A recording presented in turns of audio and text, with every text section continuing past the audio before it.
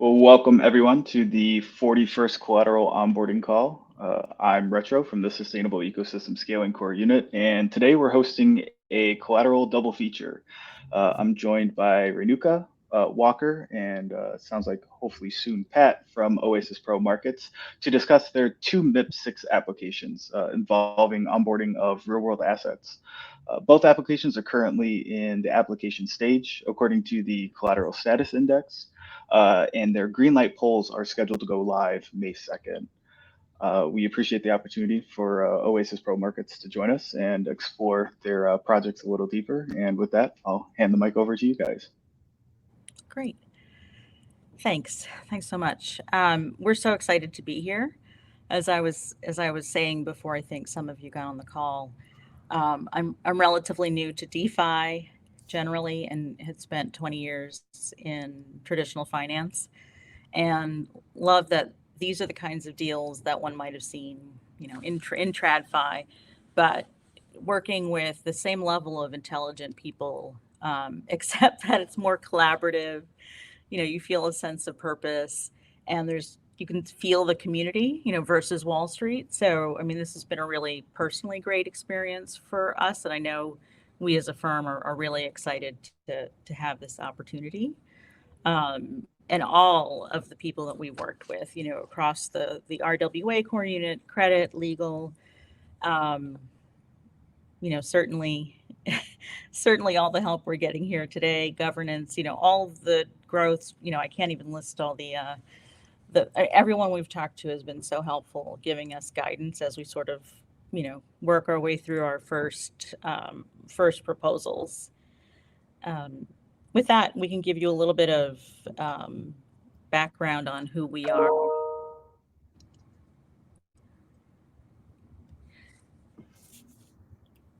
Great. So some of you may know us already, but we're a registered broker dealer with a secondary market ATS in the United States. And we take on traditional brokerage activities or are licensed to do so, as well as trade and offer digital securities. And so we're hoping to be that bridge between, as we're trying here. Here's case in point, between DeFi and TradFi.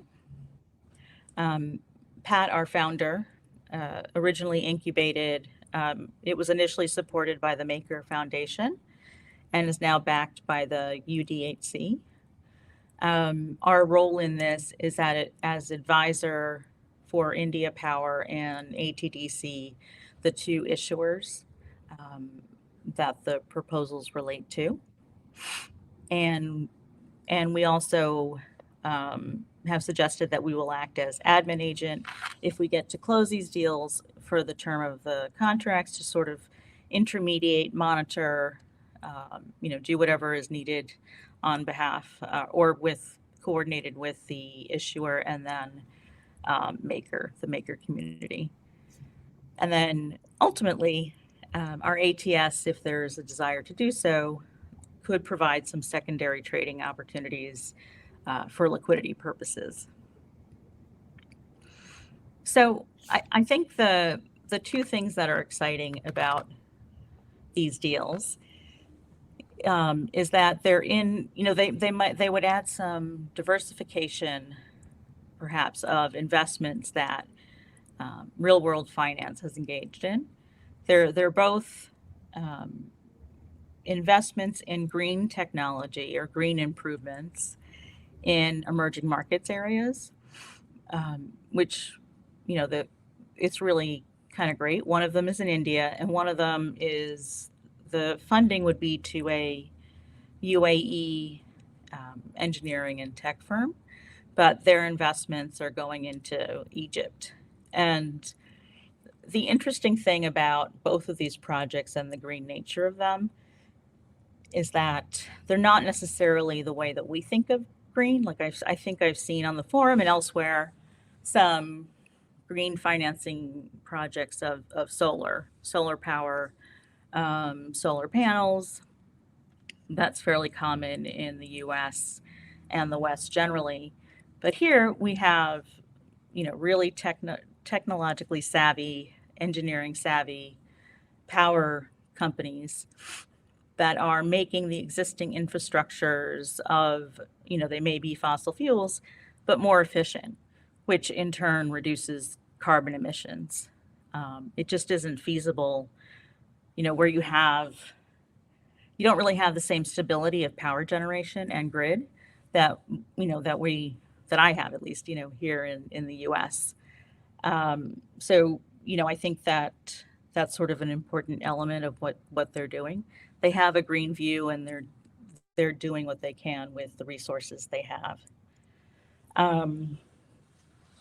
So I thought I would just quickly cover both transactions, and then we could open it up for questions, after that. So I won't speak too long, as I can see some names that have actually provided comments, which has been really great to help us guide the project, figure out what maker needs, and really just, prepare ourselves as best we can for hopefully getting approval. So the first project is with ATD Combustors, and they're an engineering and tech firm that is based in the UAE and is headed by a very technologically savvy engineer who has a PhD from MIT and has 30 patents. So pretty impressive.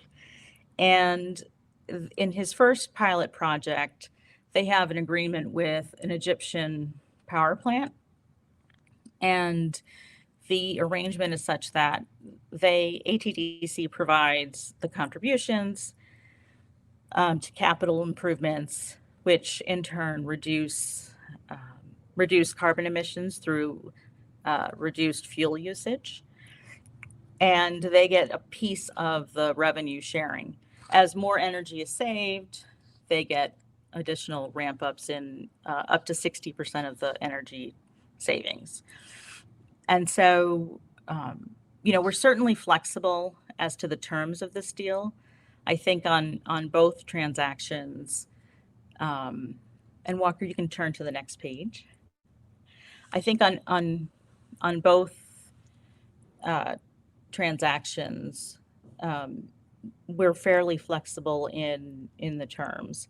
The collateral for this particular financing would be the services agreement. So in part, the asset itself, the receivables, which are located in Egypt, and then a cash account into which those savings, the portion that's payable to ATDC, would be paid. And for the initial structure, we've assumed that they would be paid to a pledged bank cash account in the Abu Dhabi global markets, which is where we've tentatively decided that an entity that's the investor in notes of a UAE entity could tax efficiently and from a regulatory perspective invest in those notes. And it's also an English law jurisdiction, which, certainly from my perspective, and I would think Christian agrees, is very helpful from a legal certainty perspective. But otherwise, we're pretty open on the terms.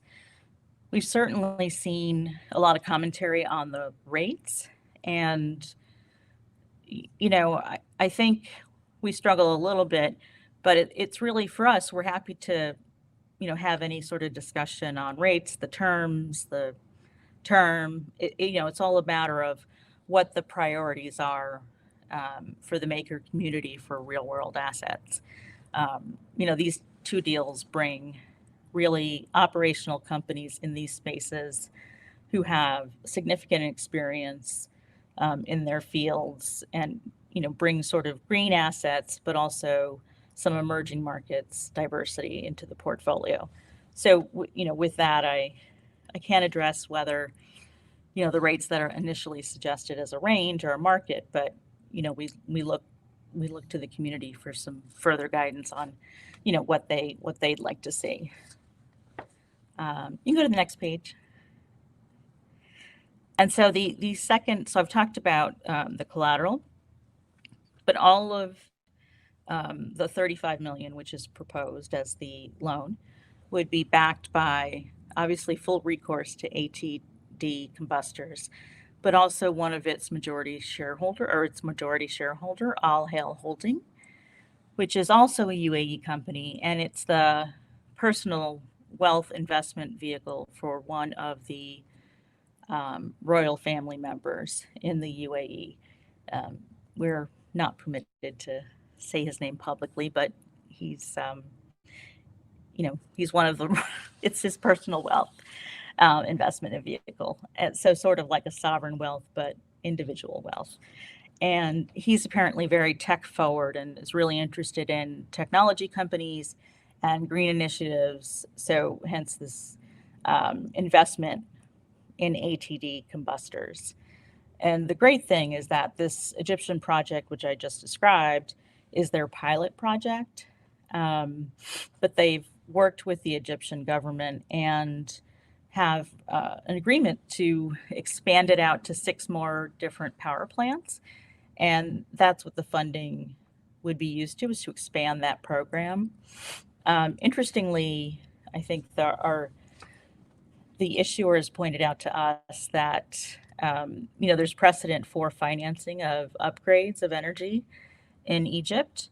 A consortium of, I think, 16 or 17 banks, together with a German development agency, a couple of years ago, financed 3.5 billion investment in the energy infrastructure and power generation in Egypt. So there's some precedent for this. And I would point out that we've done some preliminary legal work. There are a couple of questions that we hope to get answered with counsel this week. And then as far as a deep dive credit, we're again happy to have someone look at the credit more deeply, especially, with ATD and AllHail being private companies, with the provider of the real world asset community and credits choice. So why don't I move on quick to the other deal? So India Power is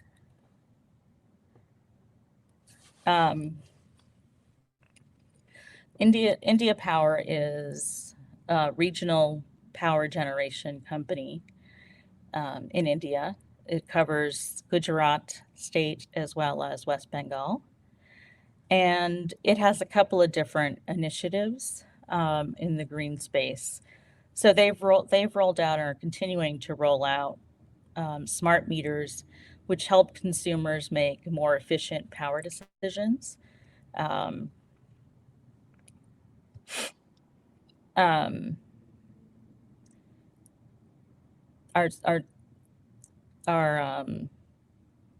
Smart meters. And their goal is to have a mix of power generation be 70% green by 2024. And they're a really great company. They're run by, because they're a public company in India, they have a wealth of materials and really good governance structure, policies and procedures that are listed that, go to everything from conflicts of interest to compliance. It's a heavily regulated industry in India. For currencies and other sort of commercial transactions, you have the RBI, but then they're also regulated in the power space. And they've got a lot of experience with that. I mean, the company's been around since 1932. And, having worked with them, they really, really do know what they're doing. So we can move to the next page. Here are some statistics about a few of their first initiatives and forays into green, as well as their existing smart metering to reduce usage of existing electricity that's already been installed within India. Let me go to the next page. So again, like the other transactions, we're flexible on the terms. We sort of sketched some basic thoughts here. Um, and we're certainly happy, again, to, have the community tell us what it thinks the interest rate should be and, what it's looking for in terms of um, collateral, term, interest payment dates. Both of the issuers are flexible and want to work with the community and are excited about these transactions. So, we're certainly open to having those discussions. And then similarly, um, we know that there are some legal questions that need to be answered. Like we know that this particular transaction, because it will be in US dollars, will require the RBI's approval, but that's a process that India Power is familiar with and has gone through before. Um, we have some outline of what, I mean, clearly there would need to be a valuation and a review of the collateral package, but um, we posted it yesterday, so I'm sure no one's really had a chance to look at it. But essentially, it's going to be identified pool of property, plant, and equipment, and it'll be a first security, and it will be pari passu to other lenders that there may be. And certainly we can schedule calls and get deeper into what further financings might be and what they would look at, and what other requirements there would be from a legal and credit side with regards to the collateral. And again, like ATDC, they're looking to expand their smart metering program with the proceeds. They're also looking to create a greater mix of solar energy, wind energy to traditional energy, and have some commitments that they've made in their public statements that we've linked within the MIP. So that's sort of a quick, really quick background of our two transactions. And I've already seen some questions pop up, so maybe we can turn to those because that's probably a little more fruitful because a lot of you who are asking questions have already commented, so you're familiar with sort of the basics. Yeah, so let's take a look at that then. I think our first question is from Eric of the Real World Finance Core Unit. He asks, we would like to see a thoughtful discussion of how the real world would structure and price this risk. What are reasonable comparable transactions and how were they structured and priced? So I can't speak to the pricing of other transactions. There are, I think it's a little bit, it's been challenging. I tried to, the closest thing that we found with external counsel with Latham and Watkins, who's done some India green bonds. So in the past couple of years, similar types of power companies and other companies that have issued bonds essentially. Some are secured, some I think are unsecured, that are, essentially to go into and improve the greenness of power grids, generation of power, um, and create renewables, renewable energy, other kinds of renewables. So, I mean, I guess those would be the closest, but we're certainly open to evaluation or, a way in which to value how these would be priced in today's market. I don't readily have that information, but like I said before, it'd be helpful to know what the community is looking for in an interest rate, and whether it's looking to incorporate deals like this, to get some exposure to green projects that are in emerging market areas. Um, so unfortunately, I don't have a comparable that's directly on parks. I think you'd have to look at the collateral, which we certainly haven't spent money doing that at this point of the project, but we certainly will, and we'll run whoever is doing that valuation by the the stakeholders in the maker community to take a look at that. So apologies, I can't answer it fully, but hopefully part of that was an answer. Yeah. And I would say too, since there's only a couple more questions in chat, Eric, if you'd like to come on stage and have more of a dialogue, let me know in the chat. We'll be happy to invite you up to expand on that. Moving right along then, our next question comes from Tej, also part of the Real World Finance Core unit, and he asks, so the collateral is both the receivables from the service agreement and an interest in a USD account that pulls up to 60% of energy cost savings. And this is in regards to the AATDC deal. Yep. So it's both the receivables that are in Egypt, and I think we posted responses that sort of describe this. Today, the savings are paid in US dollars under the contract and Egyptian pounds.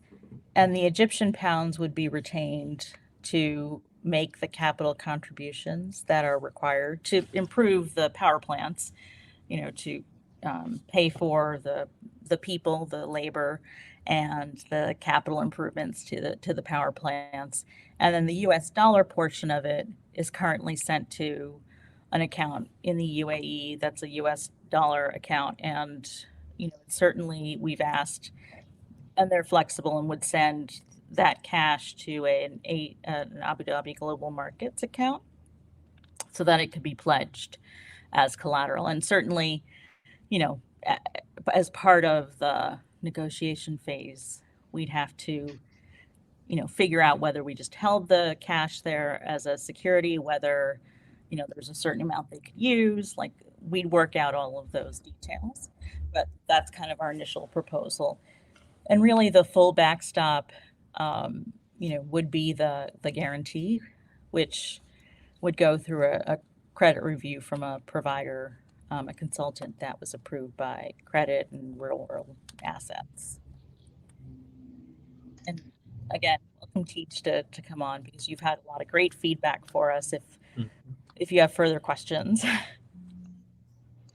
Perfect. We do have one more question from Eric here in the queue. He asks, what are the details on the servicing contracts and energy saving mechanism backing this transaction? And how are these cash flows being allocated? So we certainly, there are schedules to the services agreement, and there are sort of levels of savings, a schedule of savings. So as they go up in savings, their portion gets greater. So I think it starts from 30% of the savings, up to 60. And the actual numerical amounts, I think we have some data on that in the data room, which we can provide, all the detailed financials and information and, valuations of the services agreement, which is in its 4 years out of 12. So there is some historical information on that, that we can provide a lot of details on.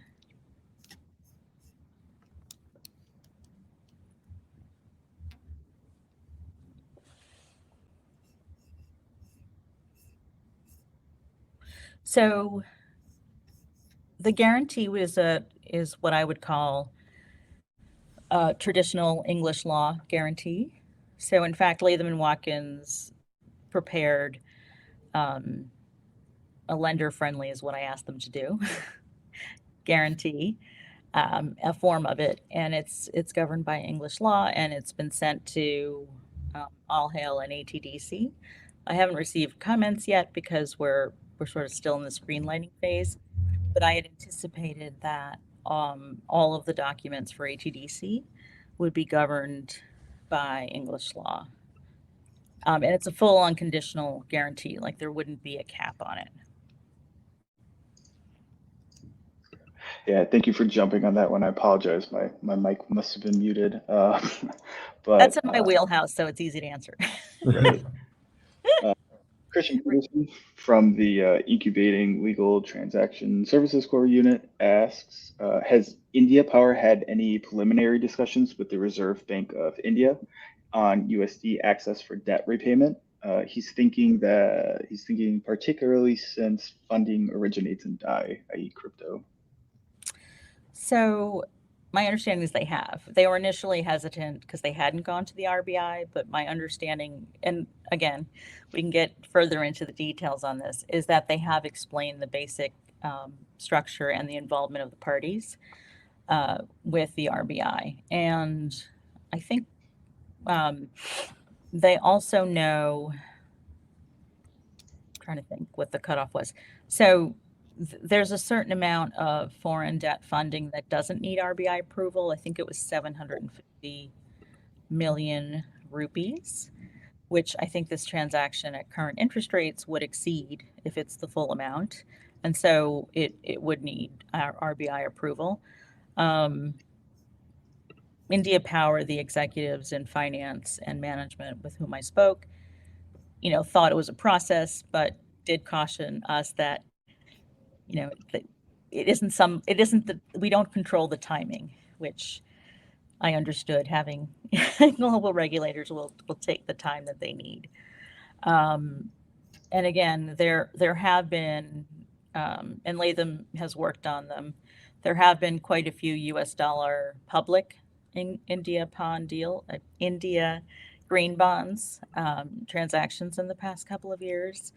So I don't think it's something that the RBI would be totally unfamiliar with, and that kind of transaction. But certainly we can get into more details because I agree.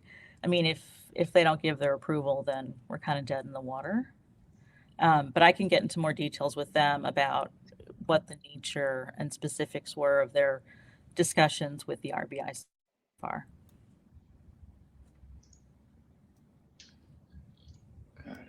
And then next up is Kyanga again, asking, will someone at MakerDAO be able to verify assets on the grantor, and what kind of diligence can we perform here? Sure. So that sounds like it's an ATD question. And so we're happy to receive requirements from anyone, but what I was thinking is they are private companies. So you really want something that looks like the diligence one would do for a credit rating, right? Because how else would you know? So you'll get detailed financials provided on a confidential basis for both ATDC and AllHail, as well as a credit review to whatever, asking whatever kinds of questions you have. The way that I thought this would work is, the Maker Credit folks would approve whoever that consultant is. We went to Houlihan Lokey just because someone had a relationship there to get some information initially. And, but we're certainly open to using whomever. And we were just going to, the issuer will pay for it, obviously, just like in the public world, they pay for rating agencies' ratings. But the direct interface would be with whoever's assigned to look at the credit. And same thing with valuation of assets. So in the India Power deal, it would be the same kind of approval, direct contact to produce valuation itemization of collateral, because it is their, it's not one specific agreement. It is more of their property, plant, and equipment. Perfect timing. We have Tees joining us on stage for a question. Hi. Go ahead. Good to meet you in person. Hey, guys. Good to meet you as well. Thank you so much for taking the time. So I want to start in advance just by apologizing. I have not taken a full look at your responses on India Green Power about 20 hours ago, but yeah.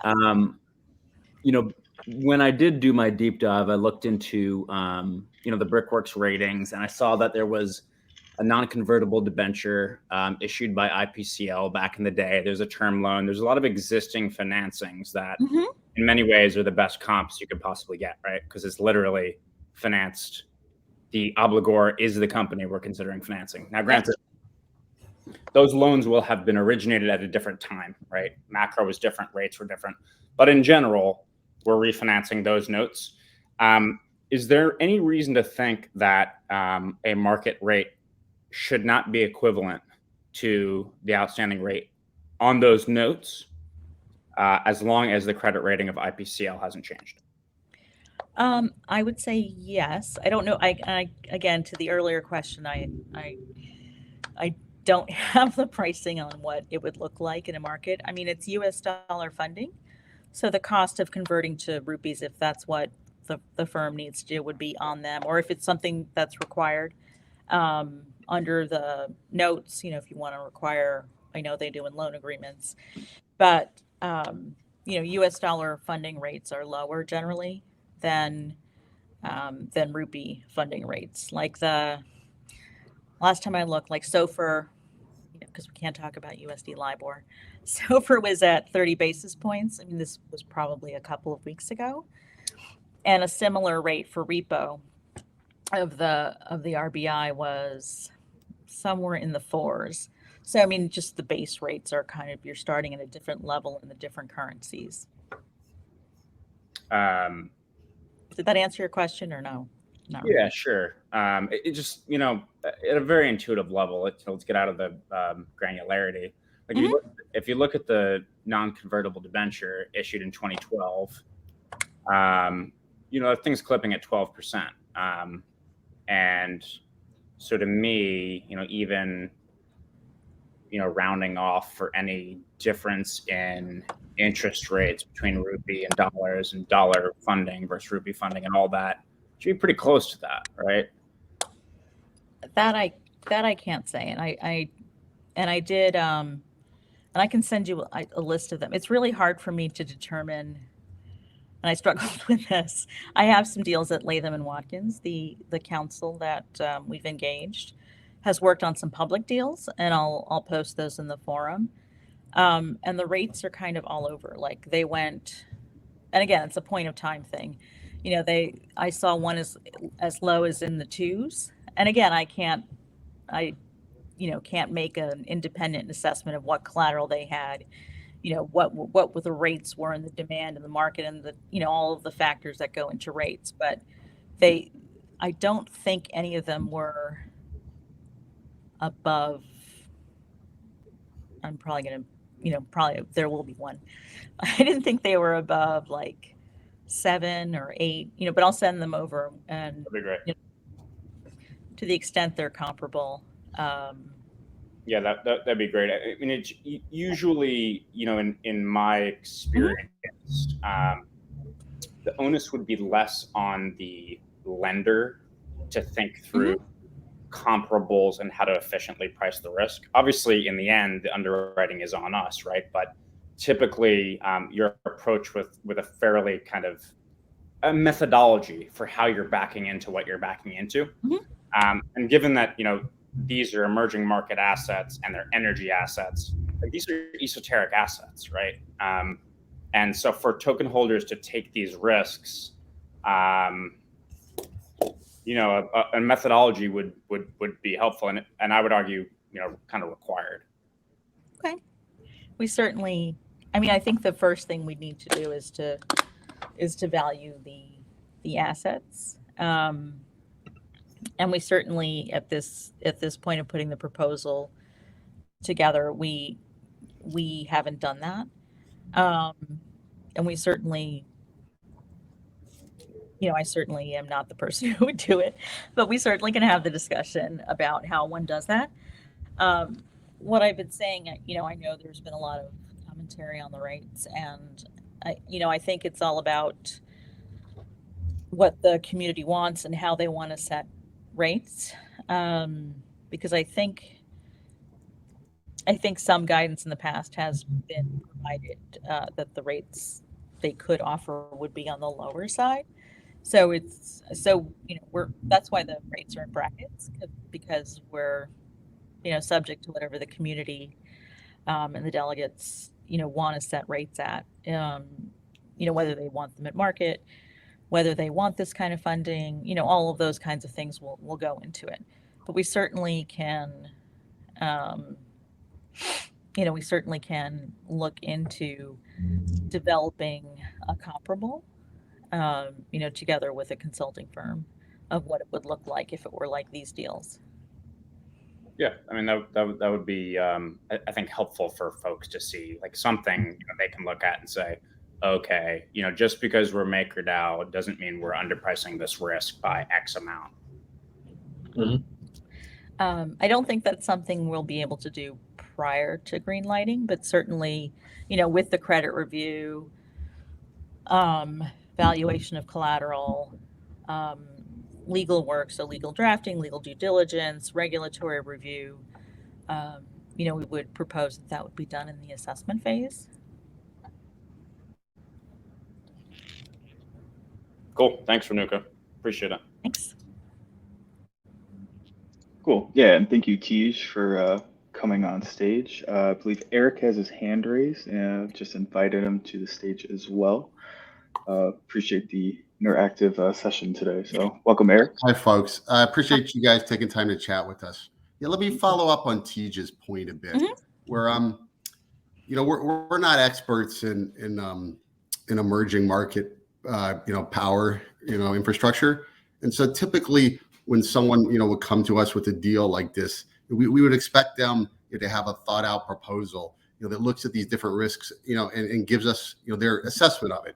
Do we have to agree? Not necessarily, but it's really difficult if you say, hey, 2%, and we're like, okay, that sounds too low, and Tej might say, well, maybe 12%. That sounds too high. We're flying blind. We would expect you to give a more diligent, thoughtful presentation of your assets so we can more meaningfully respond. Like for instance, regarding the green light poll, I mean, typically, at least from my experience, and I would suggest to the community, they'll do what they want. We'd want to know enough at the green light stage to think we're likely to be able to do a deal with you guys. And if your guys think they should get 2%, and we do a lot of diligence to find out we think they should get 9%, that should be a quick no, we're too far apart.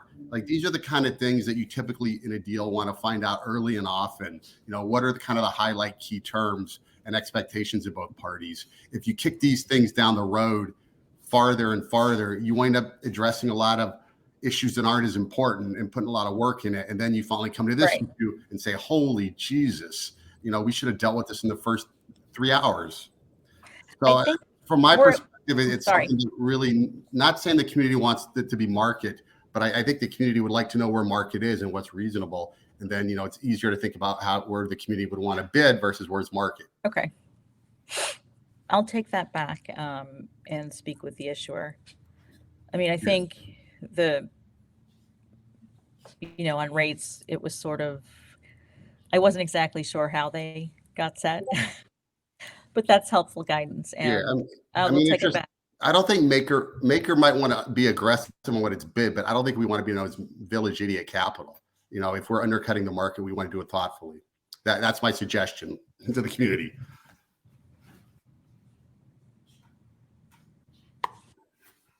Great. For both deals, I'll look into what we can provide. I can't say that that's within my expertise personally. But it's such a fundamental point. You want to figure out early whether both parties are in the rough ballpark of an agreement. Makes sense. Yeah, and very thoughtful point, Eric. And can I follow one other point? Maybe this is more to the community, but say a Maker wants to bid aggressively at 2%, that's great. But I think you want to know where the market is, because perhaps, in 3 months, we'd have to sell this bond if we had a run on our liquidity. And we want to know if the market would pay 90 cents on the dollar at this rate, where the market would say, hey, we never do it at that rate. You got 100 cents on the dollar, great. We'll give you 90 cents on the dollar if you want to get out, because this is too low for where we want to be.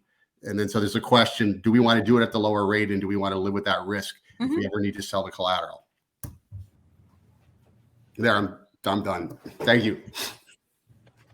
Thank you for your questions. I think this has been, at least for me, I've written down a lot of notes, a helpful discussion.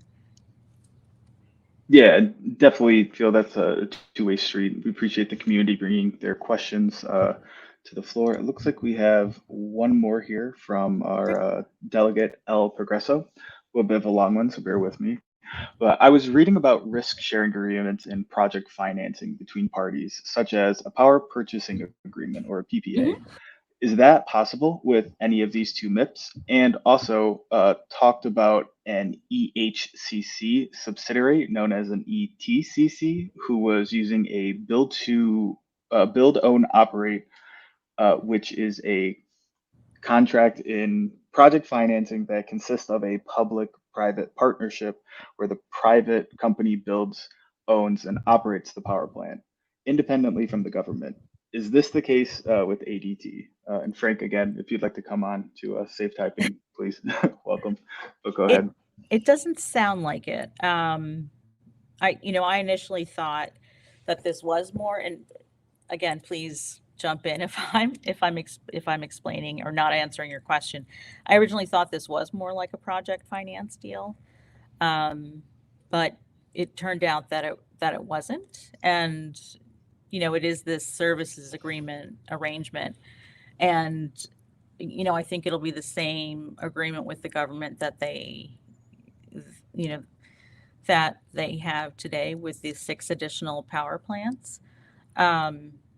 I can go back and ask them, why it wasn't structured as a PPA or a project finance initially, if that's helpful.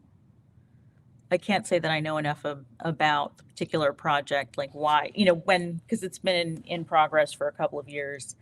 What made them think that, and from what I could read on the lending project that I mentioned earlier, that it was all in all, there were 16 banks. It didn't sound like they were doing PPAs. It sounded like lending, and they were financing more up-to-date turbines and other infrastructure, as opposed to like a true, what I think of project financing, I think, if I'm answering the question.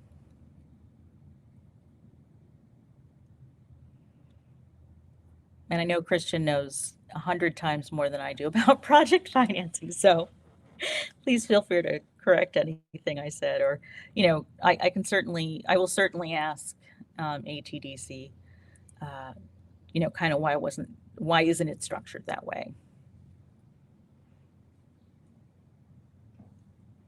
Perfect. Yeah, we'll give Frank a minute here for any follow-up as well as anyone in the community. We are nearing the top of the hour, and it seems like questions are slowing. So while we give the audience their last chance to weigh in, what's the best way to get a hold of you guys if there's follow-up questions?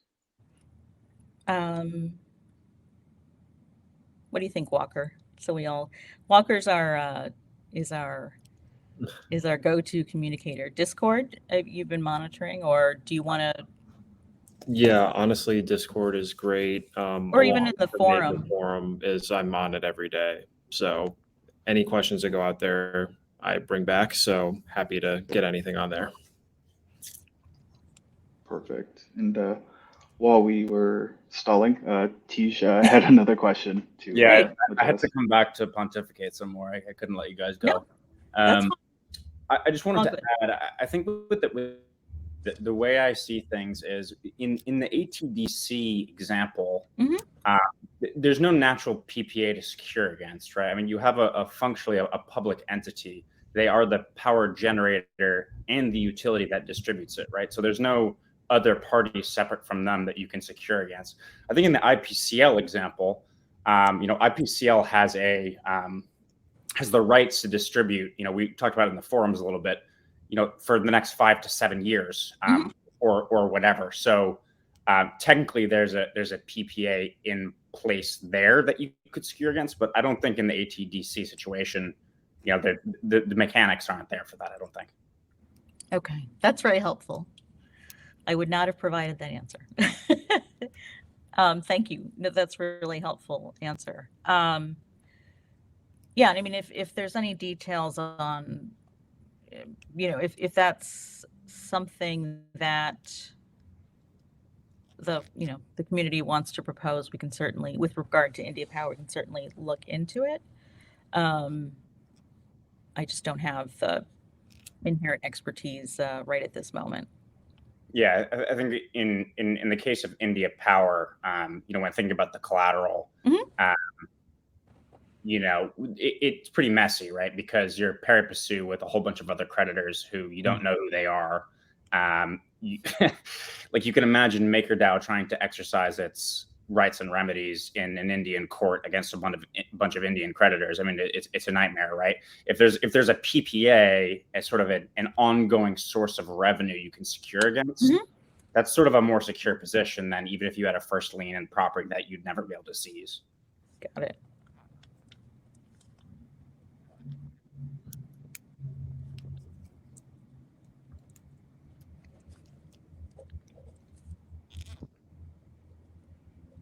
Great. I will go back to them and find that out. That's very helpful, Tej. Thank you.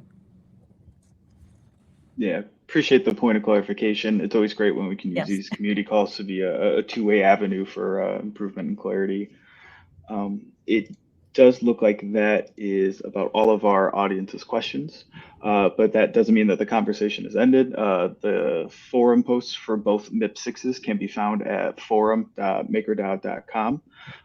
With that, we'll wrap up the 41st Collateral Onboarding Call. Thank you again to Oasis Pro Markets for the work on the MIPS, as well as making yourselves available today. And we look forward to seeing how the green light poll goes. Great. Thank you so much for your time, everyone who joined today, and the questions. I think it's really helping us with these, like I said, our first two. And so we're learning as we go, and appreciate the patience and the guidance. So thank you. Thanks, everyone. Yeah, thank you.